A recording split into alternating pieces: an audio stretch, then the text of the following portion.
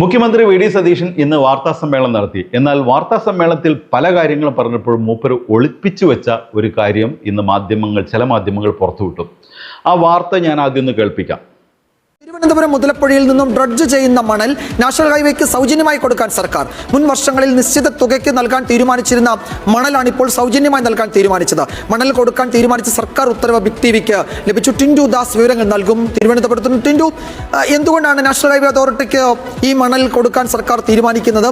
സർക്കാരിനെ സംബന്ധിച്ച് ഇത് ലേലം ചെയ്ത് വിൽക്കുമ്പോൾ ഒരു വരുമാന മാർഗമായിരുന്നുവല്ലോ. അപ്പോഴത് വേണ്ട, അത് NHAIക്ക് കൊടുക്കാം എന്നൊരു തീരുമാനത്തിലേക്ക് എന്തുകൊണ്ടെത്തി? എന്താണ് വിവരങ്ങൾ?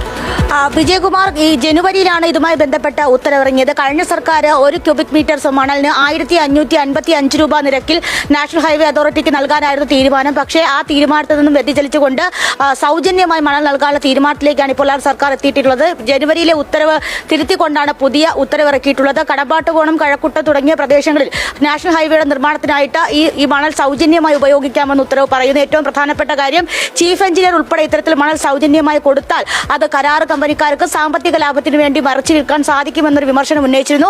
ആ വിമർശനവും മറികടന്നുകൊണ്ടാണ് സർക്കാർ ഇപ്പോൾ പെട്ടെന്ന് ഇത്തരത്തിലൊരു തീരുമാനത്തിലേക്ക് എത്തിയിട്ടുള്ളത്. നേരത്തെ ഡ്രഡ്ജ് ചെയ്ത മണൽ ഉൾപ്പെടെ തീരത്ത് അടിഞ്ഞുകൂടി കിടക്കുകയാണ്. ഈ മണൽ ഉൾപ്പെടെയാണ് സൗജന്യമായിട്ട് കൊടുക്കാനുള്ള തീരുമാനത്തിലേക്ക് എത്തിയത്. നേരത്തെ വിജയകുമാർ സൂചിപ്പിച്ചതുപോലെ തന്നെ ഇതൊരു ചെറിയ തുകയ്ക്കൊക്കെ ലേലം ചെയ്ത് കൊടുത്തിരുന്നെങ്കിൽ അത് വലിയ രീതിയിലുള്ള സാമ്പത്തിക നേട്ടം സർക്കാർ ഉണ്ടാകുമായിരുന്നു. സർക്കാർ ഖജനാവിൽ ലഭിക്കേണ്ട തുകയാണ് അത് സൗജന്യമായി തന്നെ പോകുന്നത്. നാഷണൽ ഹൈവേക്കാണ് കൊടുക്കുന്നതെങ്കിലും അത് കരാറുകാരുടെ കൈവഴിയാണ് ഈ മണൽ നാഷണൽ ഹൈവേക്ക് എത്തുന്നത്. അതുകൊണ്ട് തന്നെ ഈ ഇടനിലക്കാരുടെ ഇടയിൽ നിന്നും ഈ മണൽ ഇത്തരത്തിൽ അത് കരിഞ്ചന്തയിലേക്ക് അല്ലെങ്കിൽ ഇത്തരത്തിൽ വേറെ രീതിയിലേക്ക് സാമ്പത്തിക ലാഭം ഉണ്ടാക്കാനുള്ള രീതിയിലേക്ക് കച്ചവടം ചെയ്യാനുള്ളൊരു സാധ്യതയെ മുന്നിൽ കാണുന്നുണ്ട്. നോക്കൂ, ഒരു വലിയ കൊള്ള. ഞാൻ നേരത്തെ പറയാറുണ്ട്, വി ഡി സതീശൻ എന്തെങ്കിലും കാണാതെയല്ല ആ കസേരയിൽ കയറിയിരിക്കുന്നത്.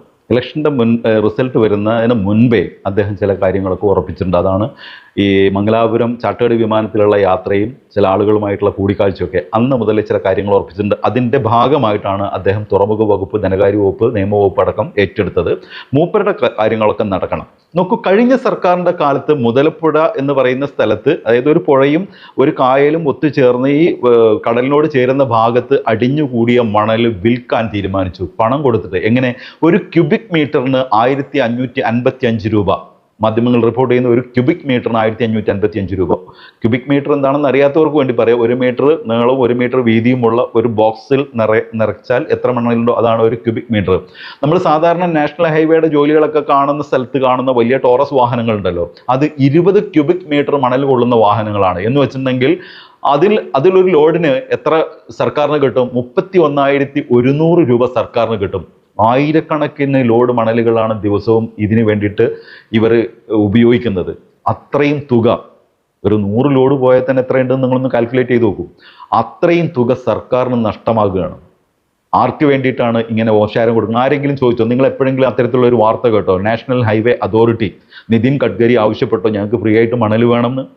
നോക്കൂ, നാഷണൽ ഹൈവേ അതോറിറ്റി എന്ന് പറയുന്നത് ഇന്ത്യയിലെ എല്ലായിടത്തും ദേശീയപാത ഉണ്ടാക്കാൻ ചുമതലപ്പെട്ട അതോറിറ്റിയാണ്. ഇന്ത്യക്കകത്തുള്ള ഒരു സംസ്ഥാനമല്ല കേരളം.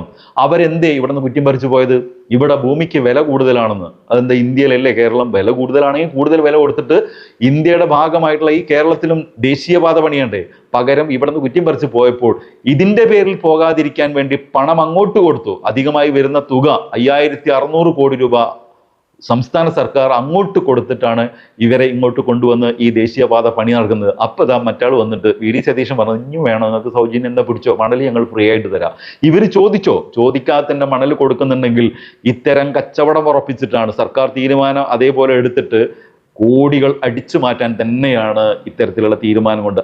അതല്ല എങ്കിൽ ഇന്നത്തെ വാർത്താ സമ്മേളനത്തിൽ ഇങ്ങനെ ഒരു കാര്യം തീരുമാനിച്ചതായി വി ഡി സതീശന് പറയാമായിരുന്നില്ലേ? എന്തുകൊണ്ട് പറഞ്ഞില്ല? അപ്പോൾ ദേശീയപാത അതോറിറ്റിയെ സഹായിക്കാൻ വേണ്ടി മാത്രമല്ല, കരാറ് കമ്പനിക്കാർക്ക് പണമുണ്ടാക്കാൻ, അവർക്ക് ആ മണൽ കരിഞ്ചന്തയ്ക്ക് വിൽക്കാൻ, ഇതിൻ്റെ ഭാഗമായിട്ട് മണൽ ഇവിടുന്ന് എടുത്ത് കരിഞ്ചന്തയ്ക്ക് വിൽക്കാൻ ഇത് വഴിയൊരുക്കുമെന്ന് ഇതിൻ്റെ ഉത്തരവാദിത്തപ്പെട്ട ഉദ്യോഗസ്ഥർ വരെ പറഞ്ഞു. അത് കേൾക്കാതെയാണ് സർക്കാർ ഇത്തരത്തിലുള്ള ഒരു തീരുമാനമെടുത്തത് എന്നാണ് ബിഗ് ടി വി റിപ്പോർട്ട് ചെയ്യുന്നത്. വലിയ കൊള്ളയ്ക്കുള്ള സാധ്യത എന്തൊക്കെയുണ്ടോ അതൊക്കെ അദ്ദേഹം ചെയ്യും. പക്ഷെ എനിക്ക് സങ്കടം തോന്നുന്നത്, ഇങ്ങനെയൊക്കെ കാണിച്ചു കഴിഞ്ഞാലും പൂക്കി ചിരിക്ക് വേണ്ടിയിട്ട് പൂക്കിയുടെ ചില കോപ്രായങ്ങൾ കാണുമ്പോൾ അദ്ദേഹത്തിന് വേണ്ടി കൈയടിക്കുന്ന, പുളകം കൊള്ളുന്ന കുറേ ആരാധകർ ഇപ്പോഴുണ്ട്. അവരോടാണ് പറയുന്നത്, നിങ്ങൾ ഏതു ലോകത്താണ് ജീവിക്കുന്നത്? അടിമുടി കപടനാണ് ഇയാൾ. അയാൾ ചില കച്ചവടം ഉറപ്പിച്ചിട്ടാണ് ഇത്തരം വകുപ്പുകൾ ചോദിച്ചു വാങ്ങിയതും അതിൻ്റെ മറവിൽ ചില കച്ചവടങ്ങൾ നടക്കുന്നതും വലിയ നുണകൾ ഓരോ ദിവസവും അയാൾ ആവർത്തിച്ച് പറയുന്നതൊക്കെ ഇത്തരം കാര്യങ്ങൾ നടപ്പിലാക്കാനാണ്. ചില പൊടിക്കൈകളിട്ട് ആളുകളെ കയ്യിലാക്കി ഈ വലിയ കച്ചവടത്തിലൂടെ കോടികൾ സമ്പാദിക്കാൻ തന്നെയാണ് അയാൾ ആ കസേരയിൽ കയറിയിരിക്കുന്നത്. വരുന്ന ദിവസങ്ങളിൽ, ഇനിയുള്ള ദിവസങ്ങളിലൊക്കെ ഇത്തരം വാർത്തകൾ നമുക്ക് ഏത് നിമിഷവും പ്രതീക്ഷിക്കാം. മറ്റൊരു വീഡിയോ ആയിട്ട് വരുന്നവരെല്ലാവർക്കും ഗുഡ് ബൈ.